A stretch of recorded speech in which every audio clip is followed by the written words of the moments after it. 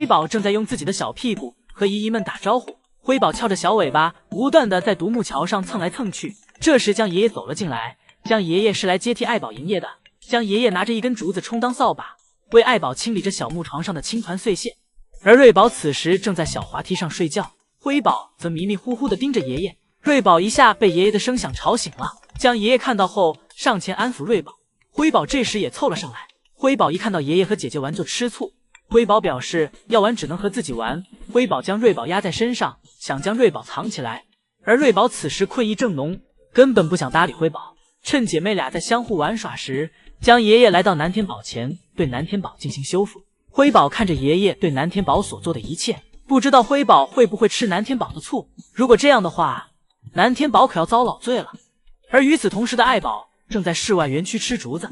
爱宝在室外园区待得越来越舒适了，不过没有乐宝吃竹子看起来自然。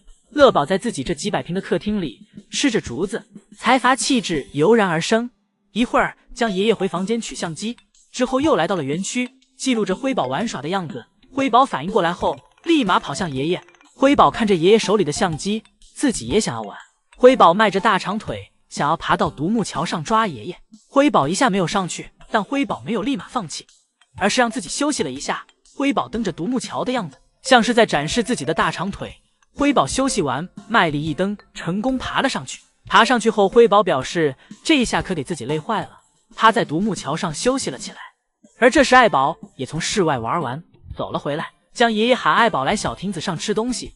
小亭子上早已为爱宝放置了可口的胡萝卜，而江爷爷则默默地站在一旁记录着爱宝和姐妹俩的日常。每天记录一下宝家的成长过程已经成为了江爷爷的习惯。福宝看到妈妈在吃胡萝卜，自己也想吃。福宝从滑梯上下来，想去抢妈妈手里的胡萝卜，而爱宝则是立马手脚并用的去驱赶福宝，表示让福宝不要靠近。爱宝快速将胡萝卜吃完，等福宝回过头去到妈妈怀里找寻时，发现胡萝卜已经不见了。与此同时，乐宝也正在营业。乐宝此时正在检修自己的小瀑布。乐宝好奇地观察着瀑布出水的地方。乐宝不理解这些水是从哪来的。乐宝试图给其全部喝光，或者试图将其咬断，但经过乐宝自己的尝试发现，这水根本喝不完，也咬不断。乐宝最后选择了放弃，不然自己的肚子都要被水撑爆了。乐宝来到了小木床上，试图将自己身上的水全部蹭到小木床上。之后，乐宝还将自己倒挂在树上，试图将自己身上的水都倒出来。乐宝在小木床上不断整着花活。一会儿，爱宝和福宝回家休息，再次来到园区。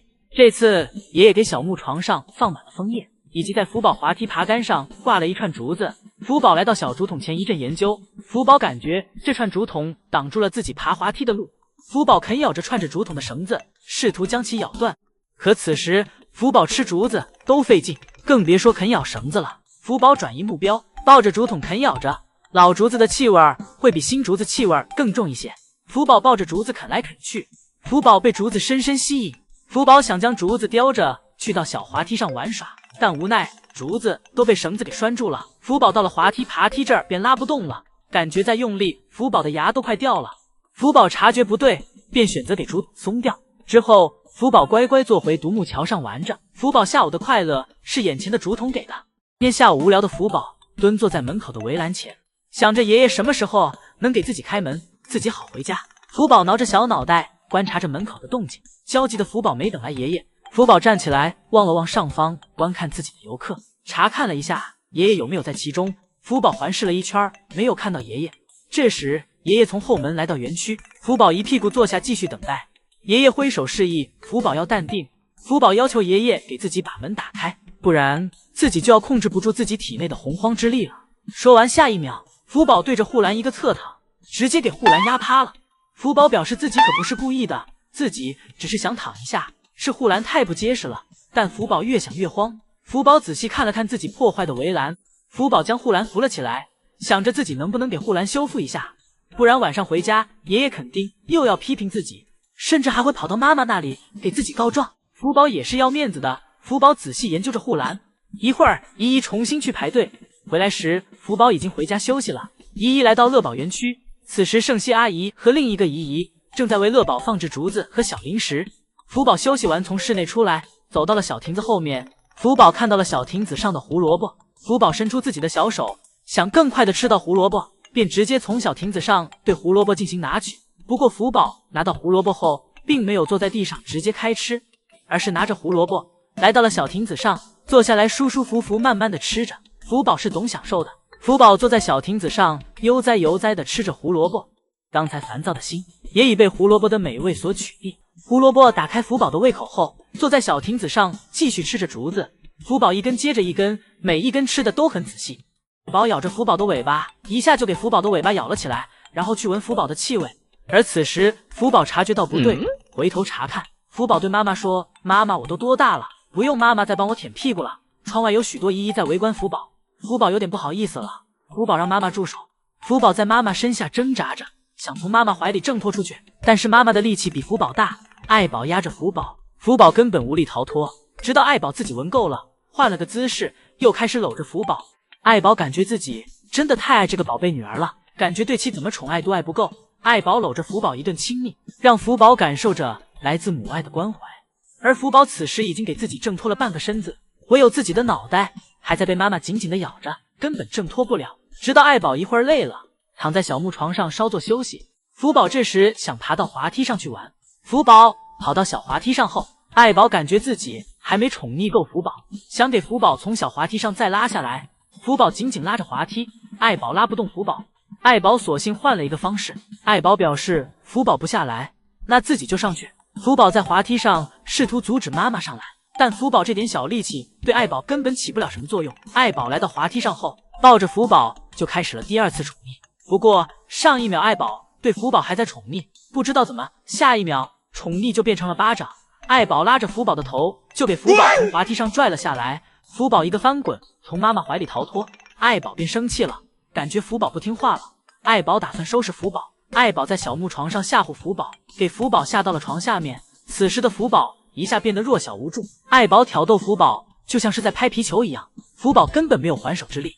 爱宝叼着福宝将其拉到怀里，福宝则缩成一团，爱宝顺势给福宝推下床。下一秒福宝打算偷袭妈妈，结果爱宝迅速转身问福宝怎么个事儿，福宝再次被爱宝扔下床，而不断挨揍的福宝仍是一声没吭。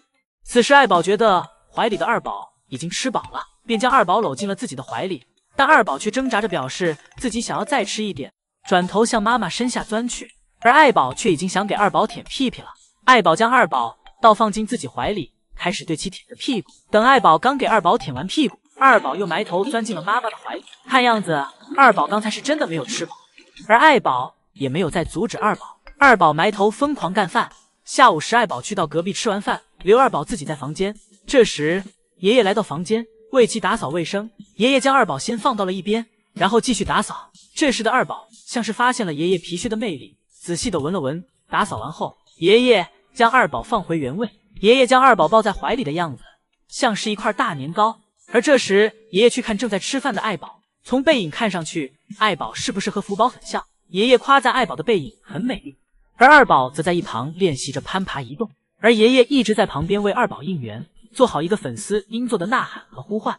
看完二宝和爱宝后，爷爷回到办公室看大宝。此时大宝正试图给自己翻身，熊猫宝宝这个阶段每天都在忙于给自己翻身中，而爷爷则是在两只熊猫宝宝这来回鼓励。爷爷看着大宝快生气了，立马伸出了援助之手，被爷爷翻过身去的大宝倒头就睡着了。看样子刚才的折腾，大宝一点力气也没有了。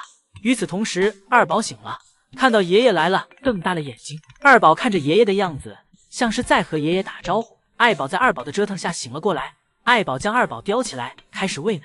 刚看完二宝，就有其他饲养员告诉江爷爷说，福宝又在外面闯祸了。江爷爷赶去室外查看情况，发现是福宝又给关紧竹折断了。爷爷试图劝阻福宝，但从福宝的动作看上去，福宝完全没把爷爷的话当回事儿。爷爷希望福宝平静一下心情，福宝则气呼呼地从小树上滑下来，来到了小亭子上，直到看到了爷爷给自己准备的窝头，心情才稳定了下来。